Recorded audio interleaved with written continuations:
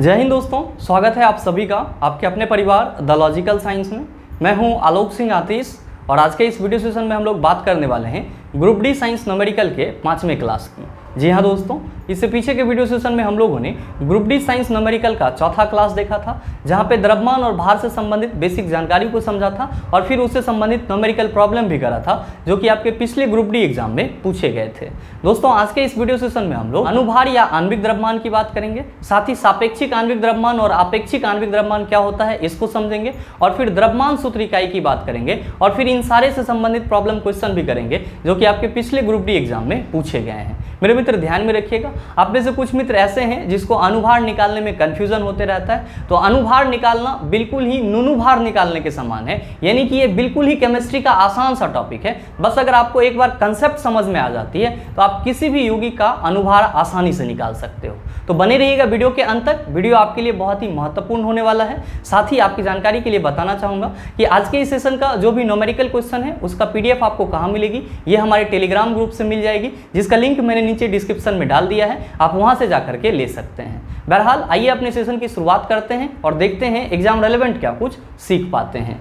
पहले हम लोग इन सारे टॉपिक से संबंधित कुछ बेसिक जानकारी को समझ लेते हैं, इसके बाद इससे संबंधित न्यूमेरिकल प्रॉब्लम करेंगे ताकि आपका जो कंसेप्ट है वो पूरी तरह से क्लियर हो पाए। ध्यान दीजिएगा, आपका टॉपिक है अनुभार। इसी को इंग्लिश में हम लोग क्या कहते हैं? तो सर इसी को हम लोग इंग्लिश में मॉलिक्यूलर वेट कहते हैं। क्या कहते हैं? मॉलिक्यूलर वेट कहते हैं। और ध्यान में रखिएगा कि अनुभार ही आपका एक और नाम से जाना जाता है, जो हम लोग क्या कहते हैं सर, इसको आणविक द्रव्यमान कहते हैं। तो जहां कहीं भी आपको आणविक द्रव्यमान लिखा हुआ मिलेगा, आप क्या समझेंगे? अनुभार की बात हो रही है, या आप यूं समझ लीजिए कि ये दोनों ही वर्ड जो हैं वो सेम है। साथ ही साथ आप सबों के मन में ये भी सवाल उठ रहा होगा कि गुरुजी ये अनुभार होता क्या है? तो मेरे मित्र, इसके शब्द में ही इसका अर्थ छुपा हुआ है। जब आप इस अनुभार शब्द का संधि विच्छेद करेंगे तो आप सभी कहेंगे सर ये हो जाएगा अणु प्लस भार। क्या हो जाएगा सर? अणु प्लस भार, यानी कि किसी भी अणु का जो भार होगा वो क्या कहलाएगा? अनुभार कहलाएगा, या फिर आणविक द्रव्यमान कहलाएगा। और मेरे मित्र, आप सबों ने बचपन से पढ़ा होगा कि किसी भी तत्व का जो सूक्ष्मतम कण होता है वो क्या होता है? तो सर परमाणु होता है। और किसी भी यौगिक का जो सूक्ष्मतम कण होता है वो क्या होता है सर? अणु होता है। तो आप सभी कह सकते हैं कि सर ये जो अणु है ये कहाँ उपस्थित होगा? तो सर यौगिक में उपस्थित होगा, यानी कि कंपाउंड में उपस्थित होगा। तो आप ये भी कह सकते हैं कि अनुभार किसका निकलेगा? तो सर यौगिक का निकलेगा। किसका निकलेगा सर? यौगिक का निकलेगा। आप कहिएगा कि सर अनुभार का डेफिनेशन क्या होता है? अनुभार को हम लोग डिफाइन कैसे करेंगे? मेरे मित्र, बड़े ही सरल तरीके से आप डिफाइन कर सकते हैं। जब भी हम लोग अनुभार की बात करते हैं, हम लोग क्या कहते हैं? हम लोग कहते हैं कि सर किसी यौगिक में जो उपस्थित परमाणु या अणु होते हैं, उन सारे परमाणु या अणु के द्रव्यमान को जब जोड़ दिया जाता है तो उस यौगिक का क्या निकल जाता है? अनुभार निकल जाता है, या फिर आणविक द्रव्यमान निकल जाता है। हमेशा ध्यान में रखिएगा कि किसी यौगिक में उपस्थित जितने भी परमाणु या अणु हैं, उन सारे के द्रव्यमान को आप जोड़ देंगे तो क्या निकल जाएगा? उस यौगिक का अनुभार निकल जाएगा। आप कहिएगा कैसे निकलेगा? मेरे मित्र ध्यान दीजिए, मान लेते हैं कि ये आपका कोई एक यौगिक है, कंपाउंड है, जो आपका क्या है सर? CH4 है, और इसी को हम लोग क्या बोलते हैं? मीथेन बोलते हैं। ध्यान में रखिएगा कि किसी भी यौगिक के अनुभार को निकालने के लिए आपके पास एक और जरूरी टूल्स होना चाहिए, और वो जरूरी टूल्स क्या है? तो सर वो जरूरी टूल्स है 1 से लेकर के 30 तक के तत्वों का परमाणु द्रव्यमान आपको याद होना चाहिए। अगर आपको याद है तो अच्छी बात है, और अगर नहीं याद है तो यहाँ पे आई बटन में वीडियो का लिंक दिया हुआ है, आप जा करके वहां से सीख सकते हैं। बहरहाल आप सभी हमेशा माइंड में रखेंगे कि जब भी हमको अनुभार से क्वेश्चन पूछा जाएगा तो आपके एग्जाम में जो यौगिक मिलेगा उसका द्रव्यमान कहां से कहां तक होगा? तो सर 1 से लेकर के 30 तक के जो तत्व हैं उन्हीं के द्रव्यमान के आसपास होगा, या इसी में से कुछ होगा जिसको आपको निकालना होगा। तो ये आपको याद रखना बहुत ही जरूरी है। आप कहेंगे सर निकालेंगे कैसे? तो मैंने अभी जस्ट आपको बताया कि अनुभार जब भी निकालते हैं तो यौगिक में जितने भी परमाणु या अणु होते हैं उन सारे के द्रव्यमान को जोड़ देते हैं। जैसे कि आपका यहाँ पे मीथेन लिखा हुआ है, आप सभी क्या देख रहे हैं? आप सभी देख रहे हैं कि सर इसमें कार्बन के 1 परमाणु है और हाइड्रोजन के कितने परमाणु हैं? 4 परमाणु हैं। आप सबों को मालूम होना चाहिए कि कार्बन के 1 परमाणु का द्रव्यमान कितना होता है? तो सर 12 होता है। तो यहाँ पे हम लोग क्या करेंगे सर? 12 को लिख देंगे, प्लस कर देंगे। आप सबों को ये भी मालूम है कि हाइड्रोजन के 1 परमाणु का द्रव्यमान कितना होता है? गुरुजी 1 होता है। यहाँ पे 4 है तो क्या हो जाएगा? 1 चौका 4 हो जाएगा, यानी कि आपका जो CH4 है उसका अनुभार कितना होगा सर? 16 हो जाएगा। ध्यान दीजिएगा, ऐसे ही अगर आपका कोई और कंपाउंड दे दिया जाए, जैसे कि FeSO4 का आपसे पूछ लिया जाए कि इसका आणविक द्रव्यमान क्या होगा, तो आप सभी क्या करेंगे सर? आप सभी कहेंगे कि सर जो चीज हमने यहाँ पे करा है वही चीज हमको यहाँ भी करना है। ध्यान दीजिएगा, यहाँ पे फेरस यानी कि लोहा के कितने परमाणु हैं, तो सर 1 परमाणु है। और यहाँ पर जो सल्फर है, सल्फर के कितने परमाणु हैं, तो 1 परमाणु है। और ऑक्सीजन के कितने हैं, तो आप सभी कहेंगे सर ऑक्सीजन के 4 परमाणु हैं। आप सबों को मालूम होना चाहिए कि लोहा का जो 1 परमाणु होता है उसका द्रव्यमान कितना होता है, तो सर 56 होता है। यहाँ पे लीजिए हम 56 लिख दे रहे हैं। सल्फर के 1 परमाणु का द्रव्यमान कितना होता है, तो सर 32 होता है, तो लीजिए 32 लिख दे रहे हैं। और आप सबों को मालूम है कि ऑक्सीजन के 1 परमाणु का द्रव्यमान कितना है, 16। यहाँ पे कितने हैं सर, 4, तो 16 चौका कितना हो जाएगा, 64 हो जाएगा। तो लीजिए हम यहाँ पे 64 भी लिख दे रहे हैं। अब जब आप सबको जोड़ेंगे तो आप कहेंगे सर 6 2 8 और 4 कितना हो जाएगा, 12 हो जाएगा। साथ ही साथ आपका 1 बच जाता है, तो 6 1 7 हो गया और 7 3 10 और 5 15, यानी कि FeSO4 का आणविक द्रव्यमान कितना हो जाएगा, तो सर 152 हो जाएगा। इसी तरह अगर आपका कोई और कंपाउंड हो, जैसे कि आप CaOH2 की बात कर लो, यानी कि कैल्शियम हाइड्रोक्साइड की बात कर लो, तो यहाँ पे आप सभी कहेंगे सर यहाँ पे तो हम कंफ्यूज हो जाएंगे। भाई मेरे बिल्कुल भी कंफ्यूज नहीं होना है। ध्यान दीजिएगा, यहाँ पे कैल्शियम के कितने परमाणु हैं, 1 परमाणु है, लेकिन OH का होल 2 लिखा हुआ है। इसका मतलब ये हुआ कि यहाँ पे ऑक्सीजन भी 2 हैं और हाइड्रोजन भी कितने हैं सर, 2 हैं। ध्यान दीजिए, आप सबों को मालूम है कि कैल्शियम के 1 परमाणु का द्रव्यमान कितना होता है, तो गुरुजी 40 होता है। ऑक्सीजन के 1 परमाणु का द्रव्यमान 16, यहाँ पे कितना है सर, 2, तो 16 दूना 32 हो जाएगा। हाइड्रोजन के 1 परमाणु का द्रव्यमान कितना होता है, 1, यहाँ पे कितने हैं सर, 2, तो 1 दूना कितना हो जाएगा, 2 हो जाएगा। जब आप इसको जोड़ेंगे तो 40 और 32 72 और 2 कितना हो जाएगा सर, 74 हो जाएगा। यानी कि कैल्शियम हाइड्रोक्साइड का आणविक द्रव्यमान कितना हो गया, 74 हो गया, 74 हो गया। मेरे मित्र, आपसे अब अगर किसी भी टाइप का यौगिक दे दिया जाए तो मेरे ख्याल से आप उसका अनुभार आसानी से निकाल सकते हैं। आप कहेंगे चलो सर इसको तो हमने सीख लिया, लेकिन ये बताओ कि ये सापेक्षिक आणविक द्रव्यमान और आपेक्षिक आणविक द्रव्यमान क्या होता है। मेरे मित्र, हमेशा ध्यान में रखिएगा कि सापेक्षिक आणविक द्रव्यमान और आपेक्षिक आणविक द्रव्यमान दोनों ही क्या है सर, सेम है। और ये जो आपका सापेक्षिक और आपेक्षिक लिखा हुआ है, क्योंकि आपके एग्जाम में फरकेट करके क्वेश्चन पूछा जाता है और इस दोनों ही वर्ड का यूज होता है क्वेश्चन में, इसलिए मैंने यहाँ पे लिखा है। लेकिन दोनों का मीनिंग क्या होता है सर, सेम मीनिंग होता है। और ये निकलता कैसे, तो भाई मेरे जो आपका अनुभार है वो किसके सापेक्ष होता है, तो आप सभी कहते हैं सर कार्बन 12 के 1/12वें भाग के सापेक्ष होता है। केमिस्ट्री में किसी भी परमाणु या अणु का जो द्रव्यमान होता है वो किसके सापेक्ष होता है, तो सर कार्बन 12 के 1/12वें भाग के सापेक्ष होता है। इसीलिए किसी भी अणु के द्रव्यमान को हम लोग क्या कहते हैं, सापेक्षिक आणविक द्रव्यमान कहते हैं, या फिर दूसरे नाम से आपेक्षिक आणविक द्रव्यमान कहते हैं। तो ये जो आपका सापेक्षिक आणविक द्रव्यमान है और जो आपका आपेक्षिक आणविक द्रव्यमान है, दोनों ही क्या है सर, तो सर दोनों ही यौगिक के अनुभार हैं। और हम लोग कहते हैं कि किसी भी अणु का जो द्रव्यमान होता है केमिस्ट्री में वो कार्बन 12 के 1/12वें भाग के सापेक्ष होता है। इसीलिए हम लोग किसी भी अणु के द्रव्यमान को क्या कहते हैं, ये सापेक्षिक आणविक द्रव्यमान है और ये आपेक्षिक आणविक द्रव्यमान है। लेकिन ध्यान रहे, जब भी हम लोग बात करते हैं सापेक्षिक या आपेक्षिक आणविक द्रव्यमान की, तो हम लोग किसके सापेक्ष या किसके आपेक्षिक में बात करते हैं, तो सर कार्बन 12 के 1/12वें भाग के सापेक्ष में बात करते हैं। तो मेरे ख्याल से आपका ये दोनों ही चीज क्लियर हो गया होगा। और जब भी आपको एग्जाम में इस टाइप का क्वेश्चन मिलेगा कि फलना यौगिक का सापेक्षिक आणविक द्रव्यमान क्या होगा, आप झट से उसका अनुभार निकाल देंगे। फलना यौगिक का आपेक्षिक आणविक द्रव्यमान क्या होगा, आप क्या करेंगे, झट से उसका अनुभार निकाल देंगे। उम्मीद करते हैं आप बातों को समझ पाए होंगे। मेरे मित्र ध्यान दीजिएगा, आप सबों के मन में सवाल उठ रहा होगा कि सर हम लोग अनुभार जब लिखते हैं तो उसके साथ साथ क्या लिखते हैं सर, AMU भी लिखते हैं। क्या लिखते हैं, AMU भी लिखते हैं। अब ये क्या होता है भाई मेरे, आप सभी कहते हो कि सर केमिस्ट्री में जितने भी परमाणु या अणु होते हैं उनका जो द्रव्यमान होता है वो कार्बन 12 के 1/12वें भाग के सापेक्ष होता है। तो ध्यान में रखिएगा कि कार्बन 12 का जो 1/12वां भाग होता है वो किसके बराबर होता है, तो सर 1 AMU के बराबर होता है। और इसीलिए प्रत्येक अनुभार के बाद हम लोग क्या लगाते हैं सर, AMU लगाते हैं। जैसे कि यहाँ पे 16 लिखा हुआ है, यहाँ हम क्या करेंगे सर, AMU लगा देंगे। यहाँ पे आपका 74 लिखा हुआ है, यहाँ पे क्या करेंगे हम लोग सर, AMU लगा देंगे। तो आप ये कह सकते हैं सर कि ये जो AMU है, एटॉमिक मास यूनिट है, ये क्या है सर, तो सर ये आणविक द्रव्यमान की इकाई है, यूनिट है। ध्यान दीजिएगा, आप सभी कंफ्यूज होते रहते हैं कि AMU का फुल फॉर्म क्या होगा, तो लिख लीजिएगा,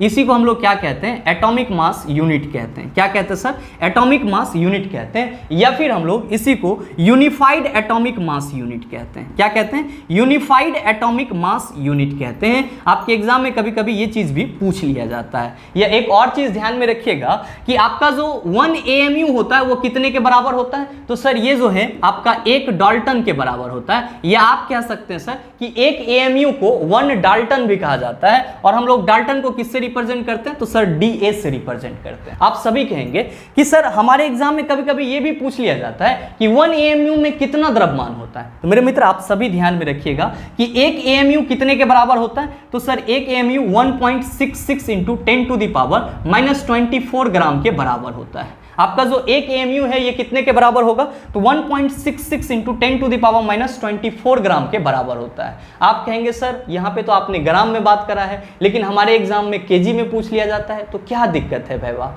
ग्राम को केजी में बदल लेंगे। कैसे, तो 1000 से डिवाइड कर देंगे। आपका यहाँ पे एक एएमयू में कितना ग्राम है, आप सभी कहेंगे सर 1.66 इंटू 10⁻24 ग्राम है। इसको हमको क्या करना है, केजी में बदलना है। तो सर 1000 से हम क्या करेंगे, डिवाइड कर देंगे। जब आप इसको 1000 से डिवाइड करेंगे तो आप सभी कहेंगे कि गुरुजी ये हो जाएगा 1.66 इंटू 10⁻24 अब बटा 1000 को हम 10⁻3 लिख सकते हैं। आप कहेंगे बिल्कुल लिख सकते हैं, तो लीजिए 10⁻3 लिख दिए यहाँ पे। अब हम लोग क्या करते हैं, इस 10⁻3 को ऊपर ले जाते हैं, तो आप कहिएगा सर ये हो जाएगा 1.66 इंटू 10⁻24 इंटू आपका ये 10⁻3 ऊपर जाएगा, ये हो जाएगा आपका 10⁻3। आप कहेंगे सर दोनों का बेस समान है, इसीलिए इसका पावर क्या हो जाएगा, जुट जाएगा। तो जब पावर जुटेगा तो यही वैल्यू आपका क्या हो जाएगा सर 1.66 इंटू 10⁻27 kg हो जाएगा। तो हमेशा ध्यान में रखिएगा, अगर आपसे ये क्वेश्चन पूछा जाए कि 1 एएमयू ग्राम में कितना होता है, आप कहेंगे 1.66 इंटू 10⁻24 ग्राम।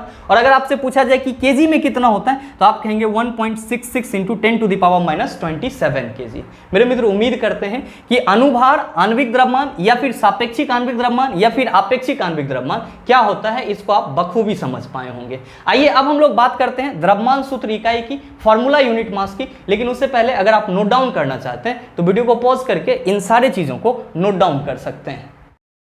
अब हम लोग बात कर लेते हैं द्रव्यमान सूत्र इकाई की। ध्यान में रखिएगा, इसी को हम लोग इंग्लिश में क्या कहते हैं, तो सर इसी को हम लोग इंग्लिश में फॉर्मूला यूनिट मास कहते हैं। इंग्लिश में क्या कहते हैं सर, फॉर्मूला यूनिट मास कहते हैं। और ध्यान में आपको यह भी रखना है कि किसी भी यौगिक का द्रव्यमान सूत्र इकाई कैसे निकलता है, तो सर जिस तरह से अनुभार निकलता है, जिस तरह से आपका मॉलिक्यूलर वेट निकलता है, उसी तरह से किसी भी यौगिक का क्या निकलता है, द्रव्यमान सूत्र इकाई भी निकलता है। आप कहेंगे सर फिर डिफरेंसेस क्या है, सर डिफरेंसेस यही है कि अनुभार जो है वो हर एक यौगिक का निकल सकता है, लेकिन द्रव्यमान सूत्र इकाई जो है ये सिर्फ और सिर्फ किसका निकाला जाता है, तो सर सिर्फ और सिर्फ आयनिक कंपाउंड का निकाला जाता है, या फिर आप कह सकते हैं कि आयनिक यौगिक का निकाला जाता है। आप कहेंगे गुरुजी ये आयनिक यौगिक क्या होता है, भाई मेरे ऐसे यौगिक जिसमें क्या हो, पॉजिटिव और नेगेटिव चार्ज हो। और इसका सबसे बेस्ट एग्जांपल क्या है आपके पास, तो सर आप जो नमक खाते हो जिसको आप NaCl बोलते हो, सोडियम क्लोराइड बोलते हो, ये क्या है सर, तो आपका एक आयनिक कंपाउंड है। क्यों, क्योंकि आप सभी कहते हैं कि सर सोडियम पे प्लस चार्ज रहता है और क्लोरीन पे क्या रहता है, माइनस चार्ज रहता है। तो किसी भी फॉर्मूला में अगर पॉजिटिव और निगेटिव चार्ज इंक्लूड हो तो आपका वो कौन सा कंपाउंड हो जाएगा, सर आयनिक यौगिक हो जाएगा। और इसका अगर द्रव्यमान सूत्र इकाई निकालने के लिए पूछा जाएगा तो आप सभी क्या कहेंगे, आप सभी कहेंगे कि सर देख रहे हैं यहाँ पे कि सोडियम का एक परमाणु है और क्लोरीन का एक परमाणु है। हमको मालूम है सोडियम के एक परमाणु का द्रव्यमान 23 होता है और क्लोरीन के एक परमाणु का द्रव्यमान 35.5 होता है। तो सोडियम क्लोराइड का जो सूत्र इकाई द्रव्यमान होगा वो कितना हो जाएगा, तो दोनों को जोड़ देंगे, कितना सर, 58.5 हो जाएगा। ये क्या हो गया सर, तो आपका इस आयनिक यौगिक का सूत्र इकाई द्रव्यमान हो गया। और यहाँ पे हम लोग क्या करेंगे, AMU लगा देंगे, जिसको हम लोग क्या कहते हैं सर, ये आणविक द्रव्यमान का या सूत्र इकाई द्रव्यमान का क्या होता है, यूनिट होता है। या अगर आपसे किसी और कंपाउंड की बात कर लिया जाए, जैसे कि कैल्शियम ऑक्साइड की बात कर लिया जाए, तो आप सभी कहेंगे सर कैल्शियम पॉजिटिव चार्ज होता है और ऑक्सीजन निगेटिव चार्ज होता है। इसका पूछ दिया जाए कि सूत्र इकाई द्रव्यमान क्या होगा, तो आप क्या कहेंगे, गुरुजी कैल्शियम की एक परमाणु का द्रव्यमान 40 होता है, तो लीजिए हम यहाँ पे 40 लिख देते हैं। और ऑक्सीजन की एक परमाणु का द्रव्यमान कितना होता है, तो सर 16 होता है, तो लीजिए 40 + 16 कितना हो गया, 56 AMU। यानी कि कैल्शियम ऑक्साइड का जो सूत्र इकाई द्रव्यमान होगा वो कितना होगा, 56 AMU हो जाएगा। मेरे मित्र ध्यान में रखिएगा, आपके एग्जाम में सूत्र इकाई द्रव्यमान से एक थ्योरेटिकल क्वेश्चन भी पूछा जाता है, बहुत ही आसान सा, जो आपने अभी पढ़ा है कि आयनिक यौगिक का क्या निकलता है, द्रव्यमान सूत्र इकाई निकलता है। तो आपसे क्वेश्चन क्वेश्चन पूछ लिया जाता है कि निम्नलिखित में से किस यौगिक का द्रव्यमान सूत्र इकाई निकलता है, आप सभी क्या कहेंगे, आयनिक यौगिक का क्या निकलता है, द्रव्यमान सूत्र इकाई निकलता है। मेरे मित्र, अगर आपको इतना सा कंसेप्ट मालूम है अनुभार या आणविक द्रव्यमान के बारे में, सापेक्षिक आणविक द्रव्यमान या आपेक्षिक आणविक द्रव्यमान के बारे में, या फिर द्रव्यमान सूत्र इकाई के बारे में, तो यकीन मानो आपके एग्जाम में जो आपसे क्वेश्चन पूछा जाता है आप उसको ऐसे ही मसल देंगे जैसे आप। आइए चलते हैं क्वेश्चन की दुनिया में, लेकिन आप उससे पहले अगर नोट डाउन करना चाहते हैं तो वीडियो को पॉज करके इन सारी चीजों को नोट डाउन कर सकते हैं। आपका जो पहला क्वेश्चन है आज के इस सेशन का, क्वेश्चन नंबर 1, क्या पूछा जा रहा है आपसे पूछा जा रहा है कि सोडियम कार्बोनेट का आणविक द्रव्यमान डैश होता है। आपका ऑप्शन दिया हुआ है 104, दूसरा ऑप्शन है 105, तीसरा ऑप्शन है 115 और चौथा ऑप्शन है 106। क्या हो आपसे क्वेश्चन पूछा जा रहा है कि सोडियम कार्बोनेट का आणविक द्रव्यमान क्या होता है। आप सभी कहेंगे कि सर पहले तो ये बताओ कि सोडियम कार्बोनेट का फार्मूला क्या होता है। मेरे मित्र, आप सभी कहते हैं कि सर Na2CO3 क्या कहलाता है, सोडियम कार्बोनेट कहलाता है, और इसी यौगिक का क्या पूछा जा रहा है, आपसे आणविक द्रव्यमान पूछा जा रहा है। आप सभी कहेंगे सर आसानी से बन जाएगा। यहाँ पे हम देख रहे हैं कि सोडियम के 2 परमाणु हैं, कार्बन के 1 परमाणु है और ऑक्सीजन के कितने हैं सर, 3 परमाणु हैं। हम सबों को मालूम है कि सोडियम के 1 परमाणु का द्रव्यमान कितना होता है, 23। यहाँ पे कितने हैं सर, 2, तो लीजिए हम इसको 23 × 2 लिख देते हैं। अब प्लस क्या करेंगे सर, कार्बन का जो परमाणु द्रव्यमान होगा उसको भी लिखेंगे। तो लीजिए कार्बन के 1 परमाणु का द्रव्यमान कितना होता है, 12 होता है, तो 12 लिख दिया मैंने। ऑक्सीजन के 1 परमाणु का द्रव्यमान कितना होता है, 16। यहाँ पे है कितने, 3, इसको हम लोग क्या करेंगे सर, 16 × 3 लिखेंगे। ध्यान दीजिएगा 23 दूना कितना हो जाएगा, 46, अब प्लस 12 और ये क्या हो जाएगा सर, 16 तिया 48, 8 2 10 6 16, तो यहाँ पे आप 16 का 6 लिखेंगे। आपके पास 1 बच गया है, 4 1 5 1 6 4 10, यानी कि आपसे जो क्वेश्चन पूछा जा रहा है उसका सही आंसर क्या हो जाएगा, आप सभी कहेंगे सर ऑप्शन नंबर डी हो जाएगा। मेरे मित्र ध्यान में रखिएगा, अनुभार निकालना बहुत ही आसान है, सिर्फ और सिर्फ आपके पास कंसेप्ट होना चाहिए। बाकी सवाल को आप ऐसे ही मसलते रहेंगे जैसे अभी आप मसल रहे हैं। बहरहाल चलते हैं अगले क्वेश्चन की तरफ। आपका जो अगला क्वेश्चन है, क्वेश्चन नंबर 2, क्या पूछा जा रहा है आपसे पूछा जा रहा है कि सल्फर डाइऑक्साइड SO2 का अपेक्षित आणविक द्रव्यमान क्या है। मेरे मित्र, अगर आपको सापेक्षिक और आपेक्षिक आणविक द्रव्यमान का कंसेप्ट मालूम नहीं रहता तो आप यहाँ भी उलझते कि सर ये हमसे पूछा जा रहा है अपेक्षित आणविक द्रव्यमान क्या होता है, ये तो बहुत बड़ा बात पूछ लिया गया है। लेकिन अब आप सभी क्या कहेंगे, अब आप सभी कहेंगे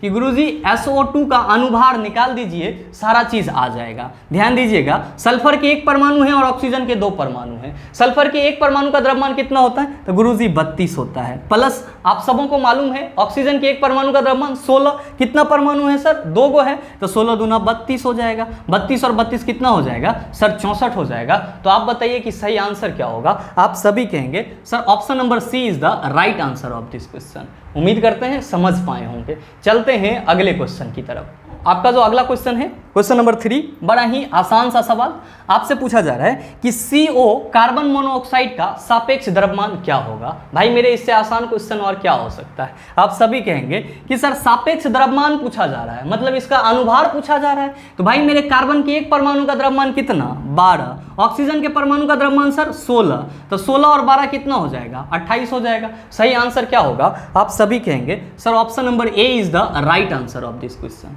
उम्मीद करते हैं समझ पाए होंगे। चलते हैं अगले क्वेश्चन की तरफ। आपका जो अगला क्वेश्चन है, क्वेश्चन नंबर 4, क्या पूछा जा रहा है आपसे पूछा जा रहा है कि CO2 के सापेक्ष आणविक द्रव्यमान की गणना करें। मेरे मित्र, अगर आपको कंसेप्ट नहीं मालूम रहता तो आप यहाँ भी कहते कि सर सापेक्ष आणविक द्रव्यमान पूछा जा रहा है। भाई मेरे, अब आप सभी क्या कहेंगे, आप सभी कहेंगे कि सर CO2 का अनुभार निकाल दीजिए। कार्बन के 1 परमाणु का द्रव्यमान होता है 12 और ऑक्सीजन का सर 16 होता है, यहाँ पे 2 है, तो 16 दूना 32, 32 और 12 कितना हो जाएगा सर, 44 हो जाएगा। तो आप बताइए सही आंसर क्या होगा। आप सभी कहेंगे sir option number C is the right answer of this question. उम्मीद करते हैं समझ पाए होंगे। चलते हैं अगले क्वेश्चन की तरफ। आपका जो अगला क्वेश्चन है, क्वेश्चन नंबर 5, बड़ा ही आसान सा सवाल और मैंने एग्जाम्पल के तौर पे अभी आपको बताया है। आपसे क्वेश्चन पूछा जा रहा है कि CaO का सूत्र इकाई द्रव्यमान है। आप सभी क्या कहेंगे सर, अभी आपने जस्ट बताया है एग्जाम्पल के तौर पे, कैल्शियम के 1 परमाणु का द्रव्यमान कितना होता है 40, ऑक्सीजन के 1 परमाणु का द्रव्यमान 16, तो 40 + 16 कितना हो जाएगा 56। तो आप बताइए कि सही आंसर क्या होगा। आप सभी कहेंगे sir option number D is the right answer of this question. चलते हैं अगले क्वेश्चन की तरफ। आपका जो अगला क्वेश्चन है, क्वेश्चन नंबर 6, क्या पूछा जा रहा है आपसे। आपसे पूछा जा रहा है कि डैश H2SO4 का आणविक द्रव्यमान है। आप कहेंगे सर बहुत ही आसान सा सवाल है। हमारे क्वेश्चन में हमसे पूछा जा रहा है कि H2SO4 का आणविक द्रव्यमान क्या होगा, जबकि यहाँ पे हाइड्रोजन के 2 परमाणु हैं, सल्फर के 1 परमाणु है और ऑक्सीजन के 4 परमाणु हैं। आप सभी कहेंगे कि सर हाइड्रोजन के 1 परमाणु का द्रव्यमान 1 होता है, 2 है तो 1 गुना 2 हो जाएगा। सल्फर के 1 परमाणु का द्रव्यमान 32 होता है और ऑक्सीजन के 1 परमाणु का द्रव्यमान 16 है, लेकिन 4 है यहाँ पे तो गुना 4 हो जाएगा। भाई मेरे आप 1 दूना 2 32 प्लस क्या हो जाएगा 16 चौका 64 कहेंगे, और सबको आप जब जोड़ेंगे तो 2 और 2 4 हो गया और 4 कितना हो जाएगा 8 और 6 और 3 कितना हो जाएगा तो गुरुजी 9 हो जाएगा। यानी कि H2SO4 का आणविक द्रव्यमान कितना होगा, आप सभी कहेंगे सर 98 AMU होगा। तो आप बताइए कि सही आंसर क्या हो जाएगा। आप सभी कहेंगे कि sir option number D is the right answer of this question. उम्मीद करते हैं समझ पाए होंगे। चलते हैं अगले क्वेश्चन की तरफ। आपका जो अगला क्वेश्चन है क्वेश्चन नंबर 7, क्या पूछा जा रहा है आपसे? आपसे पूछा जा रहा है कि CaCl2 का सूत्र इकाई द्रव्यमान है। आपसे क्वेश्चन पूछा जा रहा है कि कैल्शियम क्लोराइड का सूत्र इकाई द्रव्यमान क्या होगा। मेरे मित्र आप सभी कहेंगे कि सूत्र इकाई द्रव्यमान की बात यहाँ पे इसलिए की जा रही है क्योंकि CaCl2 क्या है सर, एक आयनिक कंपाउंड है। इसका सूत्र इकाई द्रव्यमान कैसे निकलेगा, तो सर जैसे अनुभार निकलता है। तो आप सबों को मालूम है कि कैल्शियम के 1 परमाणु का द्रव्यमान कितना होता है, तो गुरुजी 40 होता है। क्लोरीन के 1 परमाणु का द्रव्यमान कितना होता है, तो सर 35.5 होता है। और यहाँ पे क्लोरीन के 2 परमाणु है, ये कितना हो जाएगा, तो सर जब इसको गुना करेंगे तो ये 71 हो जाएगा। तो लीजिए 40 प्लस 71 कितना हो गया 111 यूनिट हो गया। तो सही आंसर क्या हो जाएगा, आप सभी कहेंगे sir option number B is the right answer of this question. उम्मीद करते हैं समझ पाए होंगे। चलते हैं अगले क्वेश्चन की तरफ। आपका जो अगला क्वेश्चन है क्वेश्चन नंबर 8, आपसे क्या पूछा जा रहा है?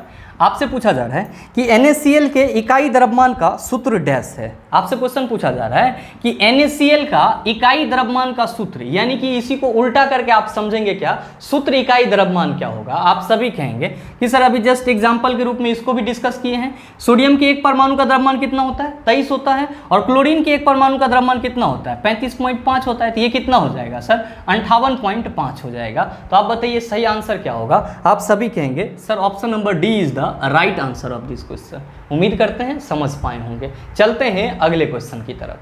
आपका जो अगला क्वेश्चन है क्वेश्चन नंबर 9, बड़ा ही आसान सा सवाल। आपसे पूछा जा रहा है कि ओजोन का आणविक द्रव्यमान कितना है। मेरे मित्र आप सभी कहेंगे कि सर ओजोन का जो फॉर्मूला होता है वो क्या होता है, तो O3 होता है। क्या होता है सर, O3 होता है। और साथ ही साथ आप सभी क्या कहते हैं कि सर ओजोन जो है ये क्या है सर, ऑक्सीजन का अपरूप है। और आप सभी यहाँ पे क्या देख रहे हैं, आप देख रहे हैं कि ओजोन में ऑक्सीजन के कितने परमाणु हैं, 3 परमाणु हैं।